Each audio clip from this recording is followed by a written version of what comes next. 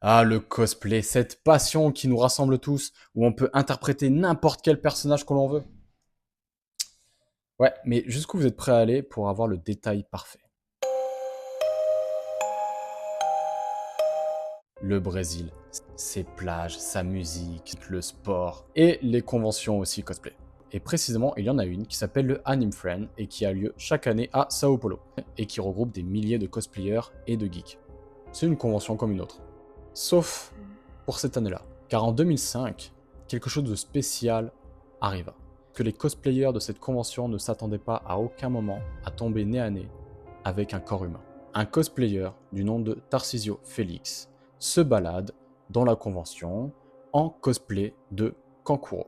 Kankuro est un personnage de Naruto qui est apparu très tôt dans le manga et qui est un ninja qui combat avec l'aide d'une marionnette. C'est un personnage que j'aime bien.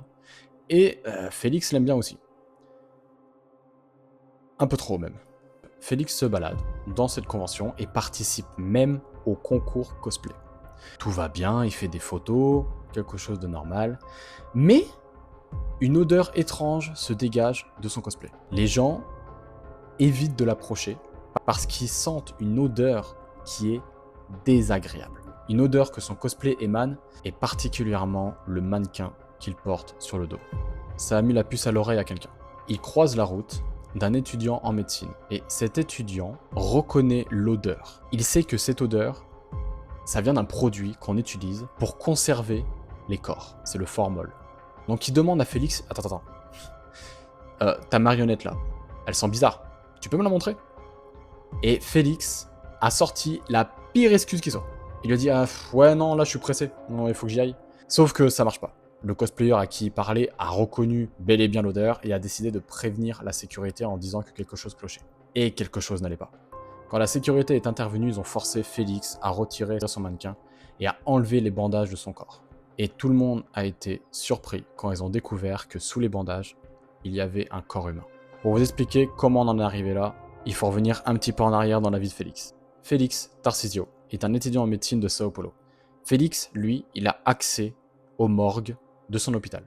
C'est quelque chose qui est commun.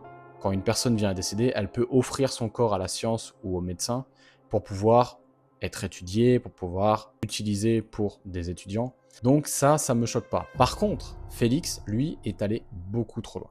Félix a décidé, un soir, pour compléter son cosplay, d'aller à la morgue et d'enlever un cadavre. Ce qui est répugnant, c'est que le corps était beaucoup trop lourd. Donc Félix a décidé de lui couper les jambes et de retirer toutes les entrailles qu'il y avait dans le corps pour le rendre le plus léger possible.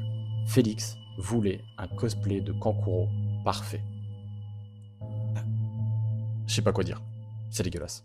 Plot twist de l'histoire. On ne sait pas si cela est 100% vrai. Ça veut dire que sur les forums qui parlent de cet événement-là de 2005, déjà c'est compliqué de les trouver parce que c'est un vieux document brésilien de 2005, mais effectivement aucun document de la police ou des médias ne parle de cet événement-là. Les gens pourtant sont persuadés d'avoir vécu cette scène. Il y a une brochure qui parle de cet événement, il y a les photos et les vidéos qui datent de cet événement, il y a des supposées photos, et c'est pour ça que j'ai préféré les photos, de Félix qui traînent sur les forums qui parlent de cet événement, et pourtant on n'arrive pas à mettre la main sur une preuve médiatique de cet événement. Il y a beaucoup de Brésiliens qui ont été à cette convention en 2005 et qui disent mais moi je l'ai vécu cet événement, je l'ai vu, je sais ce qui s'est passé. Mais comme il n'y a pas de preuves, sauf ce que disent certains cosplayers qui auraient participé à cette convention, eh bien on ne sait pas si cette histoire a vraiment eu lieu ou si l'événement a décidé de cacher ce qui s'est passé pour éviter de faire une mauvaise pub.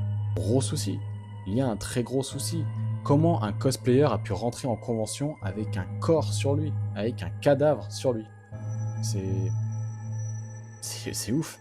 Enfin bref, cette histoire est passée depuis, elle est devenue une légende très connue dans la communauté cosplay brésilienne. Comme je vous ai dit, certains disent que ça n'a jamais eu lieu, d'autres que ça s'est réellement produit et qu'ils auraient vécu les événements. On ne saura jamais, mais ça reste toujours très intéressant et ça reste une part des légendes des cosplayers.